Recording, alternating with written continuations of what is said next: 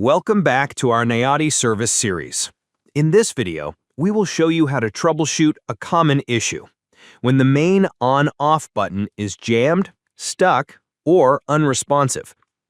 This procedure will also grant you access to other front panel components like the reset button, water connections, and the gas valve if they need inspection. The symptom is a non-functioning on-off switch. It may feel stuck, or the indicator light may not turn on. Before you begin this procedure, the first and most important step is to ensure the main electrical power to the unit is completely shut off for your safety. Once the power is off, you can start. To begin, carefully pry off the two water taps and gas lever. Underneath, you will find two head screws. Remove both of these screws.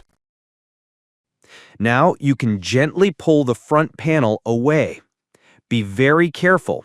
The sockets for the on-off switch and the reset button are still connected with wires. If you pull too hard or too fast, you can disconnect them, causing another fault. Slowly set the panel aside.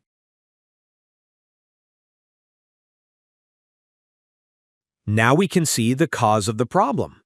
Looking at the back of the switch, the entire assembly has become misaligned and pushed askew.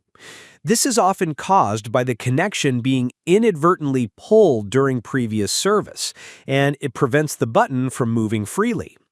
Fortunately, the solution is very simple. To fix this, you just need to realign the switch from the back. Push it firmly and evenly until it is straight, and you hear it click back into its proper housing.